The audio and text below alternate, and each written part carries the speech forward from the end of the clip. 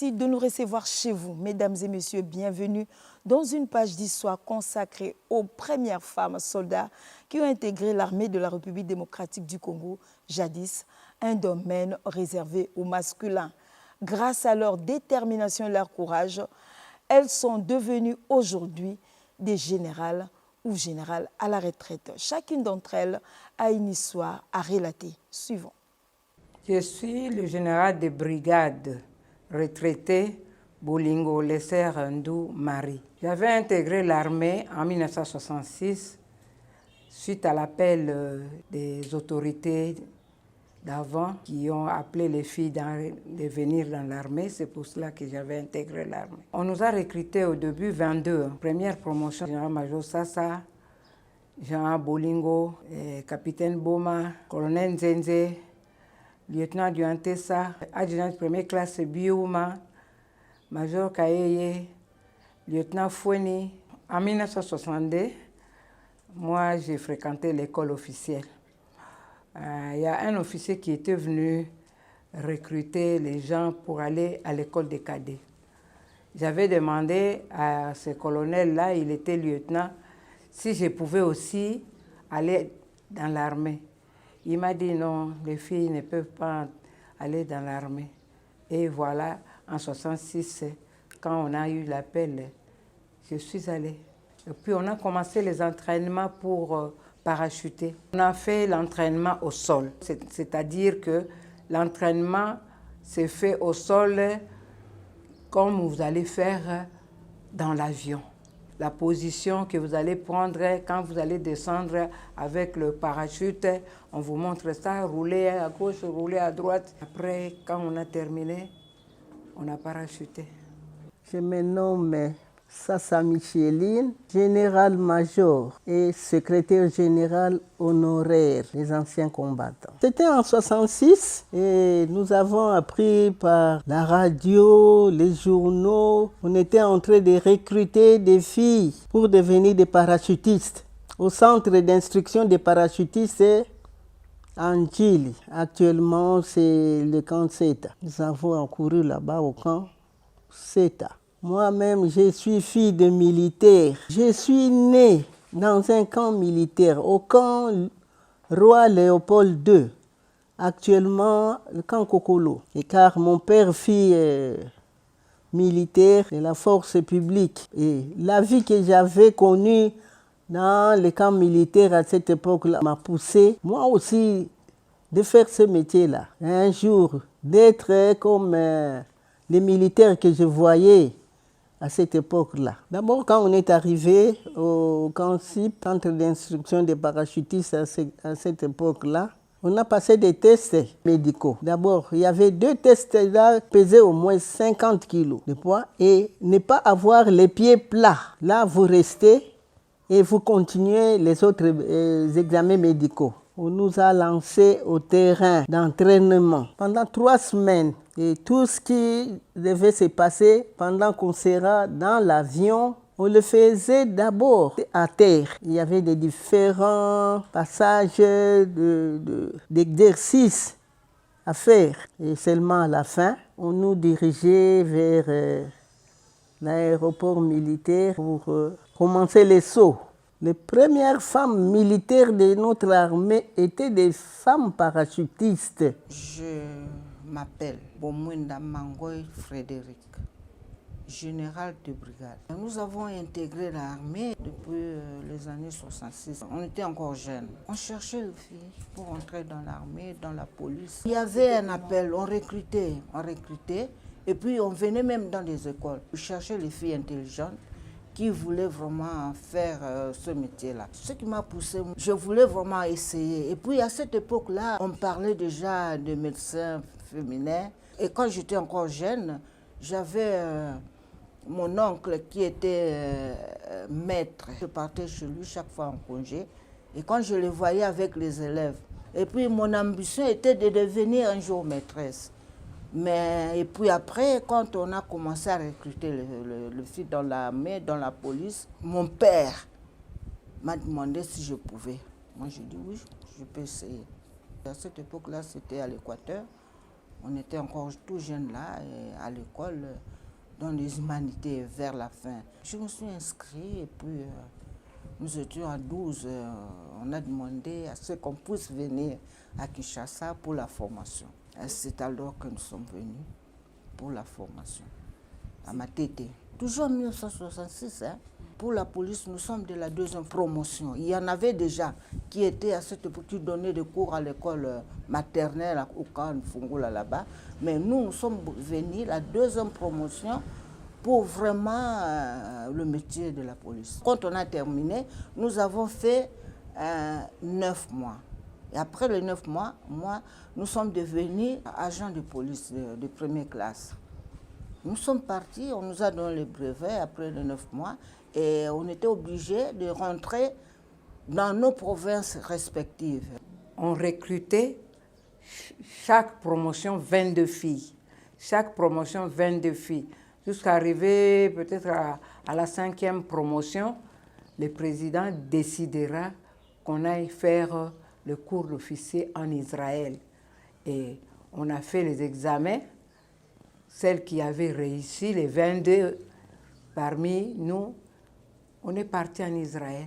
Après avoir effectué beaucoup d'exercices là-bas au camp, même après avoir obtenu notre brevet B des parachutistes, on a fait beaucoup d'exercices là-bas. Et puis, arrivé en 67, il y a eu une bourse là pour envoyer des filles militaires en formation en Israël. Mais il y avait seulement 22 places. Et avec une centaine de femmes que nous étions là-bas. Alors, on a fait une sélection. Et puis, on a fait des tests. Par là, on avait retenu les 22 filles. Ainsi, nous étions partis. Au départ, ici, on nous a séparés. Vous suivrez les cours de sous-officiers. Et les autres, vous suivrez les cours d'officiers. Arrivés en Israël, là-bas, on nous a dit non. Ils nous ont toutes remis ensemble. Dit, tout le monde fera d'abord les stages des sous-officiers. Et eux, par là, à la fin, eux-mêmes choisiront qui pourra devenir officier. C'est ce qui a été fait.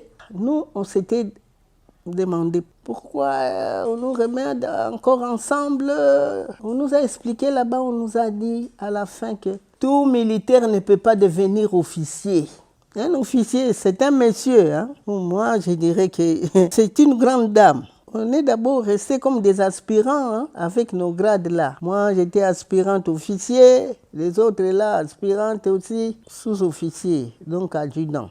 On a attendu de 67 jusqu'en 68 que la hiérarchie décidera quand même de nous donner nos grades. Parce qu'ils ont dit, ces filles méritent parce qu'elles ont été en formation et elles ont rempli les conditions. En 68 là, au camp Kokolo, il y a eu une grande parade. Et comme vous voyez sur cette photo-là, c'est ce jour-là que le général Boboso, alors commandant en chef des forces armées, c'est lui qui était en train de me mettre mon palme de sous-lieutenant. Et les autres aussi, on a fait la même chose pour mes collègues officiers et sous-officiers. En ce moment-là, on était des stagiaires, on était en Israël, c'est un pays étranger.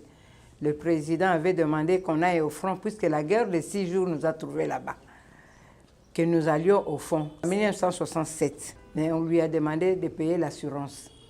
Mais ce qui n'a pas été fait, on n'est pas parti. La guerre de 6 jours, c'était pendant que nous étions encore en formation là-bas en Israël. Un beau jour, on attend des coups de canot, des coups de canot, des coups de canot. Oh, on s'est posé la question, ça c'est quoi ça? C'est quoi ça? Et puis un jour, c'était une femme colonelle hein, qui était venue nous voir. On était réunis là dans la salle et puis elle nous a parlé, elle dit que voilà, nous nous préparons à faire la guerre. À cette époque-là, Israël était entouré seulement des pays arabes. Hein. D'ailleurs, pour se rendre en Israël, l'avion quittait ici. On est parti par l'Italie et le soir, on a pris un vol là qui côtoyait la mer jusqu'en Israël. La colonelle là nous a dit que nous avons déclaré la guerre avec les pays arabes et que bientôt ça va commencer. Ce que vous entendez là, ce sont les préparatifs de la guerre. Et que nous sommes sûrs que nous allons réussir. Parce que si nous ne réussissons pas, vous voyez, ces gens-là vont nous pousser vers la mer. Et c'est ça que nous refusons. Nous devons réussir. Et voilà, elle nous a encouragés. On était restés là-bas pendant la guerre. Mais ici au pays, là, les parents, tout ça, ils ont envahi l'ambassade d'Israël. Nos enfants sont là-bas, tout ça, et il y a la guerre. Ils ont dit, elles sont en sécurité. Il n'y a pas de danger pour elles. On nous a fait enregistrer des fois des salutations à nos familles ici, et c'était passé à la radio ici. Parce qu'ici, à cette époque-là, il n'y avait pas encore de télé. Nous avons vu la télévision là-bas en Israël. Nous ne sommes pas partis au front, se battre, non.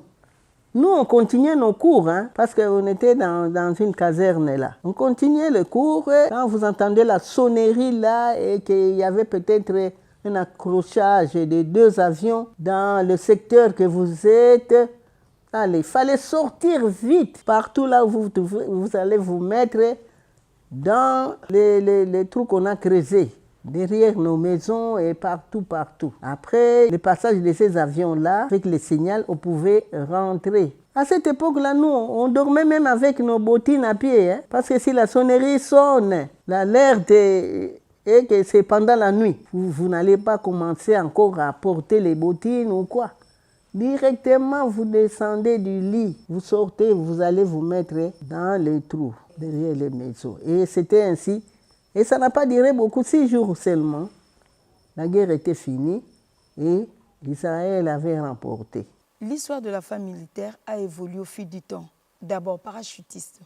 Ensuite, elles ont réussi à s'imposer dans l'armée en occupant les mêmes fonctions que leurs homologues masculins. C'était un peu difficile de nous accepter dans l'armée. C'était difficile et surtout que nous étions partis faire les cours des officiers et des sous-officiers. C'était pas facile. Les défis qu'on a relevés, mais c'est leur montrer que nous sommes des militaires comme eux. L'émancipation de la femme. C'est en ce moment-là que le président avait voulu que le Congo soit le premier pays à avoir des femmes militaires dans son pays. D'être déjà officier, c'était un impact. On commandait comme les hommes.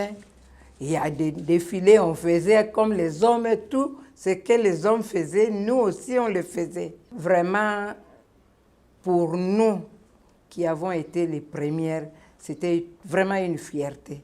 Et surtout qu'on savait qu'on allait devenir des officiers. C'était vraiment une grande fierté. Au début, là, il n'y avait pas tellement d'obstacles. Après, oui, les hommes ne nous acceptaient pas d'être égaux à eux. L'égalité n'était pas encore là. Pas de parité, il n'y en avait pas. Il y avait des hommes qui ont encouragé, il y avait des hommes aussi qui nous décourageaient. Il y a quand même eu des hommes, parce que ce sont eux que nous avons trouvés. Ils avaient plus d'expérience que nous. Ainsi, si vous aviez des questions à poser, un renseignement, tout ça, ils nous donnaient des renseignements, ils nous guidaient. Il y avait d'autres qui étaient bons, gentils, ils ne s'occupaient pas. Mais il y a d'autres papas là, l'autorité avait déjà mis en garde ceux qui n'allaient pas respecter ces jeunes officiers. Parfois, vous occupez telle fonction et c'est un homme qui voulait avoir ces fonctions-là. Il ne va pas vraiment vous apprécier. Au début, c'était un problème. Les femmes, les hommes, on s'est moqué de nous. Moi, j'ai fait la section de recrues à Matete. Mon oncle habitait Yolo. Moi-même aussi, j'habitais Yolo. Et quand j'ai rentré de la formation, derrière moi, les gens me suivaient. Police, police. amoneka mosaka osaka yango. Et puis il y avait ma petite soeur, l'enfant de mon oncle, qui venait toujours m'attendre à l'arrêt de bus. Et on rentrait ensemble. Elle me montrait, la fille ici aussi, vous avez insulté. La fille ici aussi. Donc c'était comme mon éclaireur. Mais moi je me disais, bon, je vais dire, mais non, ils sont en train de venir. Hein? Il y avait des obstacles, on se moquait de nous. Là je vous dis, peut-être les autres, hein, mais moi, à Yolo, là, on se moquait de moi. Yolo Sud, hein, près de Maître Taureau, là. Je dirais que l'impact était positif, parce que pourquoi il se disait, mais il y a des médecins à l'hôpital, il y a des enseignants, il y a dans des domaines. Et puis ça coïncidait surtout avec l'époque de la période de l'émancipation de la femme. Et là, on nous encourageait. Il y a des gens qui étaient gentils, oui, dans l'armée. Décourager, c'était un peu trop dire. Mais si, par exemple, pendant les exercices, peut-être on vous demande de courir, vous ne parvenez pas. Mais on peut rire, dire que tellement, ok. Mais dire que qu'est-ce qu'ils sont venus faire. Il y a de ceux qui le disaient. Mais il y a de ceux qui nous encourageaient aussi à qu'elles viennent, oui, on va travailler ensemble. Et ils ont trouvé aussi que, voilà, il y avait quand même des femmes qui pouvaient aussi faire quelque chose. Partout, c'est la formation. Si vous faites bien votre formation, il n'y a pas d'obstacle. Moi, je le dirais.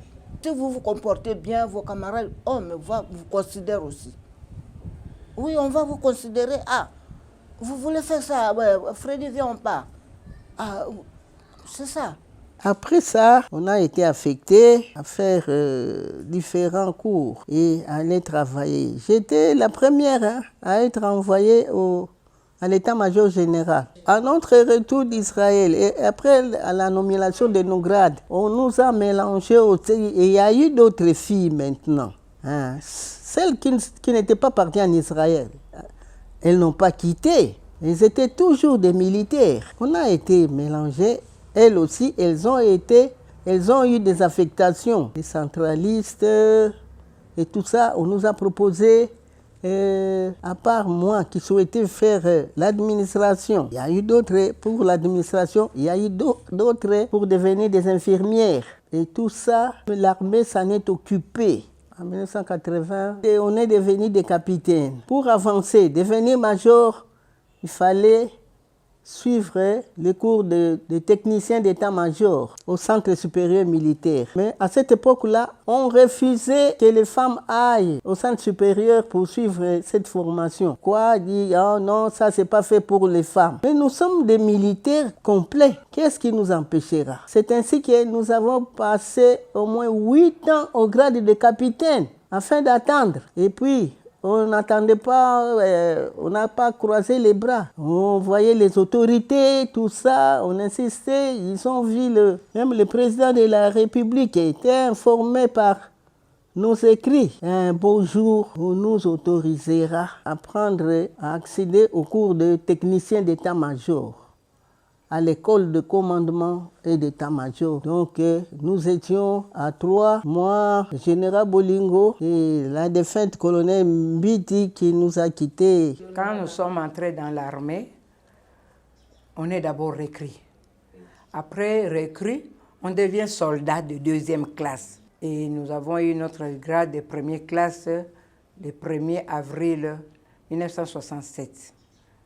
Après l'Israël, on nous a donné le grade de caporal.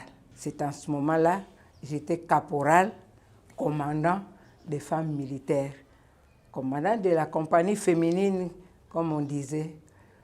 Et puis après, comme on attendait les grades des officiers, en 1968, on nous a nommés sous-lieutenants et ceux des sous-officiers, on les a nommés adjudants. C'était les premières femmes officiers dans notre pays et sous-officiers. C'était pas facile. Les hommes n'avaient pas accepté.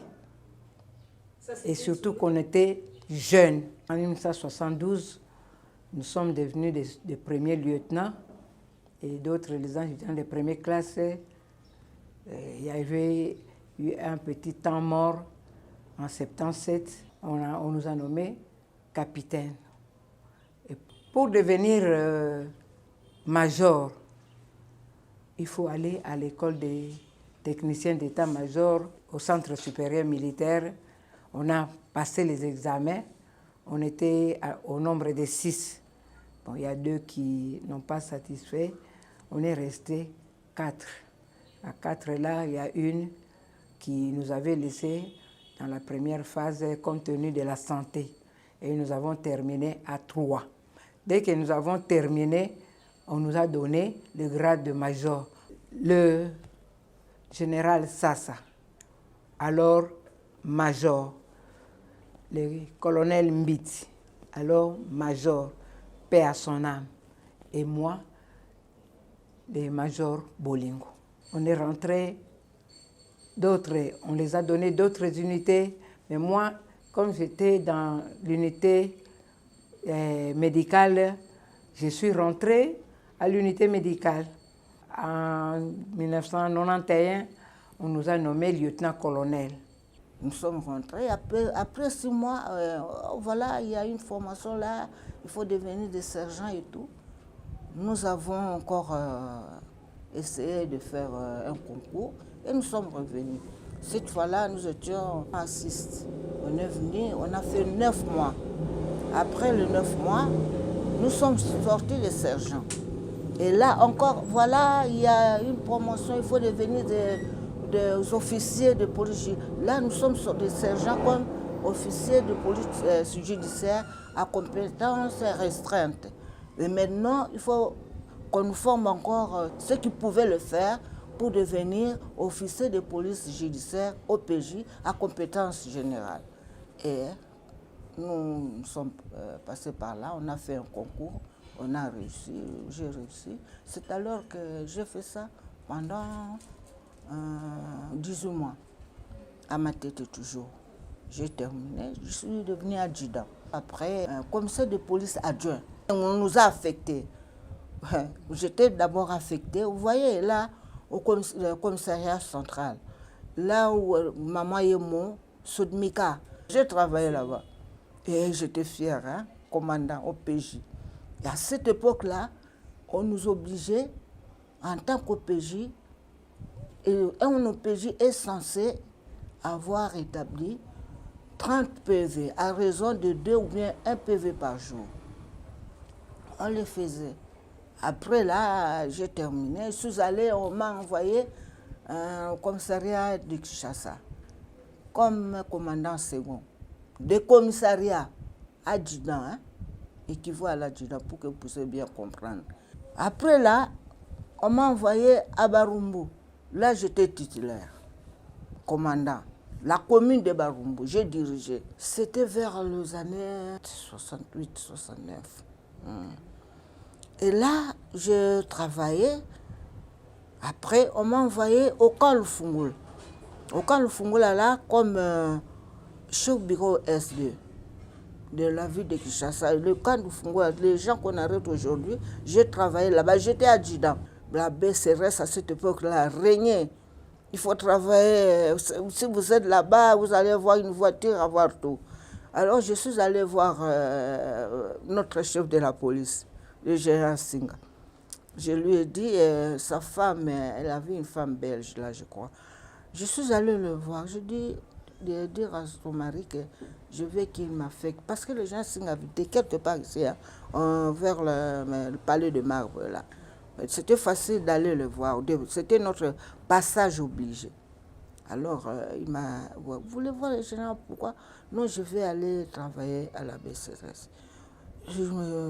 Sa femme qui me dit, non, il va accepter, comme vous êtes intelligent. On avait fait un travail là avec sa femme, et elle avait apprécié le travail. Et puis elle dit, non, non, il faut aller. Et puis comme il y avait mes copines, mes amis, avec qui on a étudié ensemble, qui étaient là-bas, et il avait une villa. Alors, je suis allée voir les gens. Moi, je suis venue, je vais aller travailler à la BCRS. Pourquoi? Vous voulez aller à la BCRS pour aller voler? Vous voulez avoir des voitures comme les autres? Est-ce que vous connaissez comment est-ce qu'ils arrivent à trouver ça? Si vous m'aviez demandé d'aller étudier au Centre supérieur militaire, là, c'est facile. Mais pour aller à la BCRS, là, niet, va chez toi. J'étais gênée. Voilà, on vous répond comme ça. Je suis rentrée à la... Là, j'habitais Badiani. Nous sommes les premiers habitants de Badiani. Je suis allée à la maison et puis je me suis dit, ah. Et puis j'avais un voisin qui est père son âme, qui étudie aussi au centre supérieur militaire. Très intelligent. Il habitait Villa 06, moi Villa 07. Je suis venue le demander. Ah, j'ai demandé au général d'aller à la BCRS, mais maintenant il y a un concours, il a refusé. Il me dit qu'il faut que j'aille au centre supérieur militaire. Comment ça se passe là-bas? Il me dit non, Freddy, je te vois vraiment très intelligente. Si tu partais là-bas, tu vas réussir. Il y a des gens là-bas, tu vas réussir. On ne va pas te sticker parce que chaque fois après, on sticker, hein, vous savez sticker. Ça veut dire vous faites un examen et après, si vous échouez, et puis on vous fait partir. Vous allez réussir, on va vous encadrer. Alors maintenant, il y a un concours, on va faire le concours, on va voir. On essaie toujours. Après 2 ou 3 mois, on a programmé le concours. C'était pour toute l'étendue de la République. Et on était nombreux là. Moi, j'étais seule.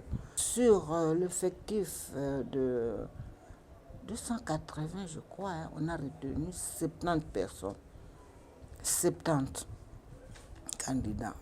Moi aussi, j'étais retenue, j'étais 44e sur la liste. J'ai commencé ma formation. Et quand j'ai commencé la formation, là, je fais 24 mois. Et puis là, mes collègues m'appelaient Miss. Ils m'appelaient Miss parce que si on passait l'examen de Miss, ce n'est que moi qui allais reçu. Parce que moi, j'ai remplissé les conditions pour devenir Miss. Et moi, j'étais seule. Il y avait qu'une femme, et ce n'est qu'elle qui pouvait être Miss, pas les autres. De 70, nous sommes restés 44. Et là, il y avait les Belges, les formateurs. Et chaque fois, on me disait, si je demande quelque chose, on me dit, ici, l'académie n'est pas pour les femmes. Si vous saviez ça, il ne fallait pas venir. Vous êtes obligé de vous adapter. Nous sommes allés faire un stage à Kitona. Et j'étais partie avec mes collègues. Là, nous étions 37. Nous sommes restés 37. Alors, on est allé avec mes collègues. Vous connaissez l'arme MAG. C'est une arme-là qui pèse 3 kilos et quelques. Et quand on partait, le bivouac, ça veut dire transporter cette arme-là. Et notre chef de promotion avait pitié de moi. Et s'il venait en aide, je me demande, le monsieur, il s'appelait M. Van Netbroek, le capitaine. C'est un blanc, un belge. Non, pas question. L'académie n'est pas pour les femmes. Elle doit porter son arme. Des fois, je ne pleurais pas. J'avais envie de pleurer, mais ça me gênait un peu, hein, pleurer. Je faisais vraiment un effort pour ne pas trop exagérer, mais c'était dur. J'ai travaillé aussi à la brigade spéciale de la protection de l'enfance. Hein. Maintenant, il y a trop de vagabondage. À cette époque-là, les enfants moins de 18 ans n'étaient pas sur la rue. On les arrêtait. À partir de 18 ans, on commence déjà. 20 heures, on commence à les prendre. Tout, on les arrêtait et puis on les envoyait à Madimba. Dans le Congo central, mais jusqu'à l'âge de 18 ans, ils apprenaient le métier. Maçonnerie, charpenterie, tout ça. Ils apprenaient un métier, briqueterie, ils faisaient tout. Après ça, c'était comme si un centre de rééducation. Après, on les remettait dans leur famille et puis c'était devenu des messieurs après la formation. C'était toujours vers les années 69. La discipline est la mère des armées, dit-on. Les femmes militaires se sont sacrifiées et ont réussi à marquer l'histoire militaire de la République démocratique du Congo. Après, pendant qu'on travaillait à l'état-major général, au ministère de la Défense et tout ça, pas un bon jour, il y a une lettre avait atterri pour disant que on rappelait à toutes les parachutistes, hommes et femmes de la garnison de Kinshasa, de regagner les camps Tchatchi pour quelques mois d'exercice. Ainsi, on avait quitté, laissé nos bureaux, on était partis. Je crois qu'on a fait là-bas 3 mois. Et chaque matin, de 6h30, on était déjà là. On commençait par un cross là de 2 km. Et puis, on nous a donné des fonctions là-bas dans les bureaux. Moi, j'étais toujours dans les bureaux 1. Il y a eu des jours où on devait faire les marches de Kanchachi jusqu'à Lupin avec sac à dos, les bottines aux pieds, tout ça. Et là-bas, il y a une pente là. On appelait Bukamikua. Il fallait faire la descente de cette pente là-bas. Et puis aller remonter et redescendre encore. Et puis il y a quelques jours où on programmait aussi des tirs. Alors on s'est rendu, je ne sais pas si cette chute-là existe toujours, chute de la Lukaya. Oui, de ce côté-là, on allait faire nos tirs. Et puis on regagnait les camps. Beaucoup de civils nous félicitaient, même en route là. Particuliers s'arrêtaient. Si vous êtes en tenue, vous vous rendez où? Si c'était vers sa direction, ils vous prenaient gentiment. Je fais aussi à l'école de chef de peloton, quand il y a eu fusion de la police et de la gendarmerie. Nous sommes allés à Seta. Nous avons passé 2 mois de formation là-bas pour la formation militaire. Et puis nous sommes allés à Ito, dans le Bandung, dans une mission catholique comme ça. Et on nous a hébergés là-bas. C'était à 18 km de Bandung. Là, nous avons fait aussi 2 mois. Et puis j'ai aussi le brevet de chef de peloton. Je suis rentré maintenant au centre supérieur militaire et on a terminé. On nous a affectés. Je travaillais à la brigade routière en tant que sous-lieutenant. Là, il y a eu la fusion de la gendarmerie et de la police. C'est vers le studio Guy là. Il y avait un bureau de la police routière sur le boulevard. Comme bureau, chef bureau de là, je suis venu sur l'avenue du 24 novembre à l'inspection de la police. J'ai travaillé au bureau instruction, bureau circulation. On examinait pour l'obtention du permis de conduire. De là, je suis allé travailler aussi au bureau instruction à l'état-major de la police, aux environs du palais du peuple là. Après, il y a eu la création de la garde civile. Voilà. Je suis allé à la garde civile pour encadrer les filles. Je les ai encadrées aussi. Même à la gendarmerie, j'avais encadré aussi les filles. Là, c'est vers l'année 91, je suis devenu nommé major. Après, lieutenant-colonel. Au grade de lieutenant-colonel, vers 96, là, on m'a envoyé comme commandant de détachement, garde civile à Matadi, jusqu'à l'entrée de l'AFDEL. L'AFDEL est venu en 97. C'était à ce moment-là, nous tous, nous sommes devenus des commandants. Commandants. Et eux, des commandants, nous, des commandants. On ne savait pas qui était officier supérieur, qui était officier subalterne. Il n'y avait pas de différence. On était comme des maïs. Alors, en 2001, on nous a remis nos grades. Et moi, j'ai été remis au grade de lieutenant-colonel. En 2004, je suis devenu colonel. J'ai commencé à travailler. Il y a des fonctions que j'ai assumées aussi, pendant tout ce temps que je suis entrée dans l'armée. En 2013, on nous a nommé général. On était à 3. Moi, le général Sassa et le général Mboui. Tu vois. Moi et le général Sassa, on était de la première promotion des femmes militaires. Le général Mboui était de la promotion de 1975. Nous avons encadré aussi les filles de la division Camagnol avec le général Bolingo. Elle était notre S1. Celles qui sont devenues des généraux comme nous, et puis les autres plus gradés que nous, c'est ça l'armée. L'AFDEL nous a trouvé des gardes civils.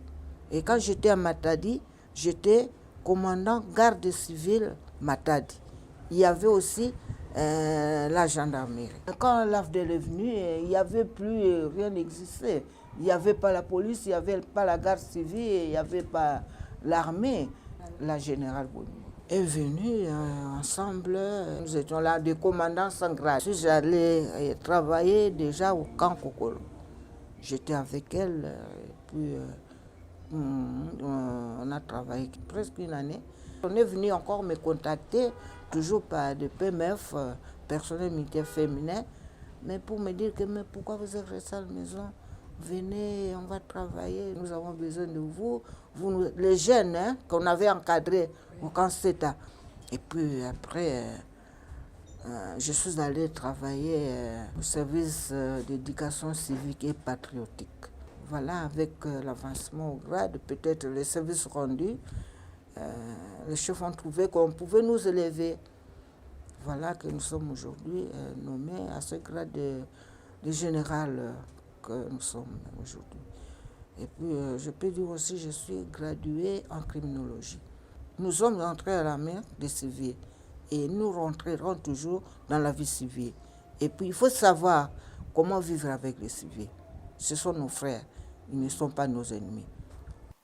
Ces femmes militaires, devenues aujourd'hui générales, ont occupé des fonctions et ont reçu des promotions, ont été décorées au même titre que les militaires hommes. Parmi les fonctions occupées, il y a eu cette fonction-là, on m'avait choisi pour ouvrir le bureau de la condition féminine au sein des forces armées à l'époque parce que ça n'existait pas. Au ministère de la condition féminine, on m'a présenté là-bas pour dire que voilà, le capitaine ici viendra prendre des dossiers, des documents ici chez vous parce que dans le domaine militaire, ce n'est pas ce qui s'est fait, c'est dit à la cité ou bien dans un ministère qui pourra être fait aussi dans l'armée, non. J'avais aussi occupé ces fonctions-là, des sociales, tout ça.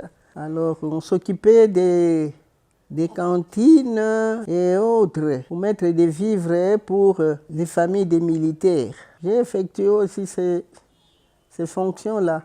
On m'avait nommé commandant de l'école d'administration et de l'informatique. C'était d'abord à Kinshasa, au centre supérieur militaire. Entre-temps, à Kananga, on commençait déjà à réfectionner des anciens bâtiments. À l'époque, c'était une école qui formait les comptables dactylo, tout ça, militaires. Alors, ceux qui avaient réfectionné les bâtiments, on a tout mis en place. C'est ainsi que après quelques mois au centre supérieur ici militaire à Kinshasa, l'école a été acheminée à Kananga. Je suis resté à Kananga pendant 3 ans comme commandant de l'école d'administration et de l'informatique militaire. Quand j'ai reçu le grade de général, j'ai vu que j'allais quitter parce que le commandant de l'école devait être seulement colonel. Mais j'ai attendu ici à Kinshasa et puis un jour, l'ordre était venu regagner l'école. En tant que général. Ok, j'ai regagné Kananga, j'ai regagné mon école. À la promotion là qui allait commencer, je leur ai dit que bon, je commence avec vous, mais je ne pense pas que je finirai avec vous. Car mon grade ici ne le permettra pas. J'étais resté jusqu'à la fin de cette promotion-là. Et c'est à la fin que la hiérarchie m'a rappelé ici à Kinshasa en me confiant les fonctions de secrétaire général aux anciens combattants. C'est au niveau du ministère de la Défense. Et après, on commençait à nommer les généraux, il y en a maintenant beaucoup. On a eu des médailles, des anciennetés, des mérites. Ça, c'est pour 10 ans de service rendu. Ici, 15 ans. Et l'autre, c'est 30 ans. Cordon héros Lumumba Kabila. Ici, c'est l'insigne de parachutage. On appelle ça Wings. Et ici, le foudre du technicien d'état-major. Maintenant, c'est plus technicien d'état-major, c'est diplômé d'état-major. Nous, nous sommes des techniciens d'état-major. C'est le grade du général de brigade 1 étoile. Aujourd'hui, les femmes font carrière dans l'armée, brisant ainsi tous les stéréotypes et surmontant divers obstacles. Leur contribution renforce l'armée congolaise de plus en plus inclusive. Aux jeunes filles et femmes d'aujourd'hui, je leur demande de venir, de regagner l'armée. Tout ce que d'autres filles ou femmes font à la cité, non, ce n'est pas vraiment intéressant. Je vous conseille de venir rejoindre l'armée. L'armée n'est pas faite seulement pour les hommes. Nous, les femmes, aujourd'hui, nous devons aussi montrer aux hommes que nous sommes capables de faire ce qu'ils font. Il y a beaucoup de formations dans l'armée. Venez-y et vous allez vous-même voir et vivre ça. Au lieu de passer votre temps là, faire seulement les maléwa. Il y a de la place pour tout le monde. Vous serez vraiment intéressé et vous allez aussi aimer si vous y entrez comme moi j'ai aimé ce métier. La première dame m'a élevée en me donnant un diplôme d'honneur parce que dans le secteur militaire, quand elle s'était renseignée, et c'est mon nom qu'on lui a donné, arrivé au grade de lieutenant-colonel, elle était seule et puis j'ai occupé de bonnes fonctions. 6 mois, je suis arrivée jusqu'au grade de général. Est-ce qu'il y a un décalage? Il n'y a pas de décalage. Donc la route est ouverte pour tout le monde. Qui vont nous remplacer? Ce sont ces filles-là qui viennent dans l'armée. Je les encourage de venir dans l'armée. Les parents, d'autres parents disent que l'armée, c'est la mort. Est-ce que tous ces gens qui meurent ici au Congo meurent dans l'armée? Non. Meurent en tant que militaires. La mort est partout. J'encourage les filles, les petites filles, qu'elles viennent. S'ils ont besoin de conseils, je suis là, à leur disposition.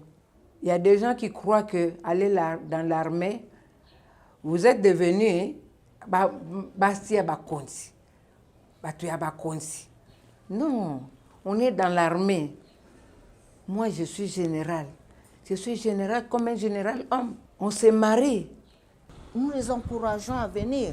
Il ne faut pas que l'armée, les femmes n'existent plus. Nous, nous partons, nous sortons, que les autres puissent venir nous remplacer. Nous les avons laissés, on a laissé dans l'armée. Nous avons laissé des généraux. Par exemple, le général Chech, le général Marie-Josée Mbouyi, le général Générose Kabouang. Ce sont des responsables.